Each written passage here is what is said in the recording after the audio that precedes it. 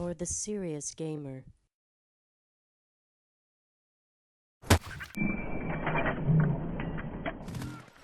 Hey guys, it's Colin, and I'm bringing you some more Laguna Presa Rush, this time on the attack.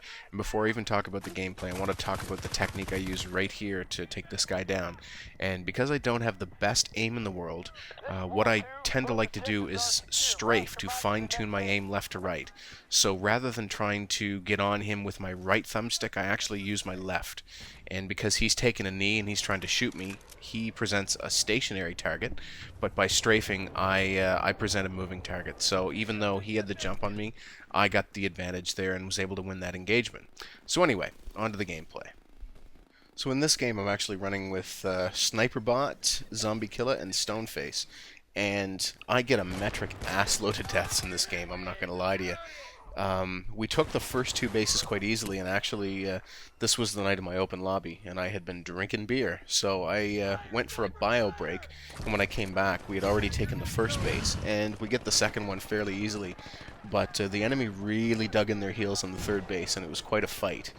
So right here, because of good medic work by Stone, we're still able to keep pushing up the left-hand side, and what happens is we take Bravo early, and I'm able to basically get in the enemy spawn, kill a few of them off and distract them long enough for the team to get in for the plant on Alpha, and we get that destruction as well quite quickly. So you'll see that once we get up to the next base, because we're about to take Alpha here, it basically becomes a war of attrition on the left-hand flank to take the second objective, and I get a lot of deaths, but Stoneface and Sniper Bot are both running the medic kit, and I'm able to we're basically able to maintain pressure on the left-hand side. And I think eventually Zombie Killer fired an RPG at the building housing the MCOM station to try and take some of the cover away. Because I had been stupid, I should have switched from my smoke grenades over to my 40mm grenade launcher so that I could blow down the cover myself. But anyway, I don't, and as a result, it winds up being a pretty tough fight. And when you're on offense, you do have a limited number of tickets, but if you're running with a squad and staying with your squad, and you have, in this situation, we're actually running a 2-medic setup. So we have 2 medics, 1 assault, and an engineer. And that works out very well for us. But, you can die a lot of times. As long as your medics keep picking you back up, it's not depleting your ticket count. And, I play to win these games. So if I go negative and get the win, and as a result of, good medic play, I get way more deaths than kills, but it doesn't hurt our ticket count, then I'm fine with that. We're playing to win, and at no point do we ever give up and lay back and just play for our kill death. This was all about going for the objective, and that's why I really enjoy playing with Stone and the other guys in DCRU.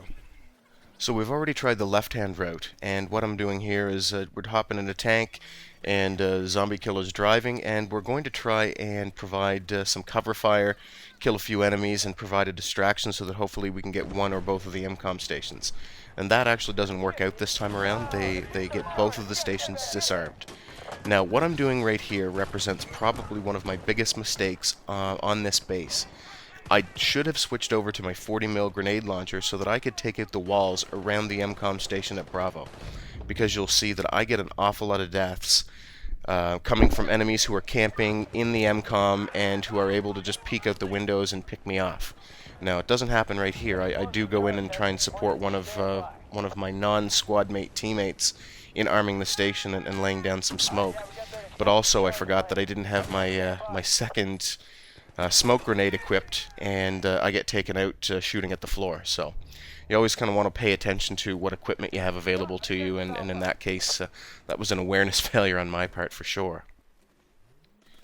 So I guess the point or the takeaway from this base is that I don't play smart, and as a result, I'm pretty lucky that we actually take this down in the end and that my teammates are able to step up. I'm running the assault kit. I've failed to remove the cover around Bravo for the enemies to hide out. And, I keep doing the same thing over and over a little bit. And that's not necessarily a good tactic. Right here, I come around the corner knowing someone's there, and I got a little annoyed right there because I I thought I had the jump on him, but as it turns out, it was actually a sniper that killed me, and unfortunately that pushes us all the way back to our spawn, and I have to run for it this time around. And as we get up here, I believe that the enemies have now started camping out around the bridge so that they can pick us off coming in. So what I want to try and do is take a couple of those out and clear the way for the rest of us to try and keep making a move, because now we have Alpha and we have to try and finish the game and hit Bravo.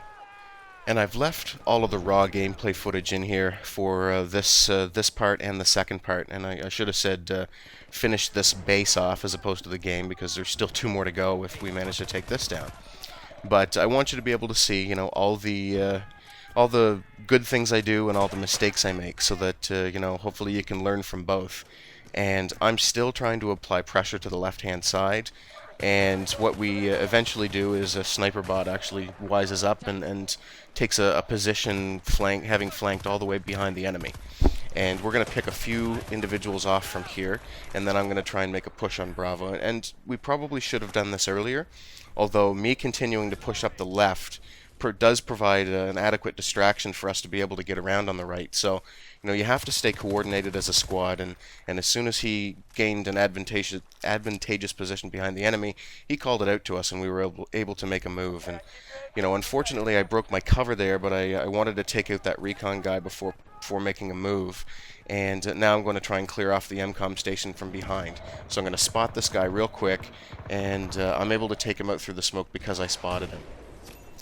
And I come around the corner and I get drilled by this medic. So I'm going to call that out to my team, and you know, hopefully they're able to get in there and do some work. And as you can see, this guy's totally oblivious to the fact that one of our teammates has the UAV hovering around the MCOM station doing damage. So, you know, when you're on defense, reviving people is a good thing. However, sometimes there are more important orders of business to attend to, and in that situation, he really should have wiped out the UAV, because I think that eventually we wind up getting this MCOM station through damage from UAV rockets and RPGs. So, you know, you want to be able to, always want to be paying attention to those things and the damage that the station is taking, and try and prevent that accordingly.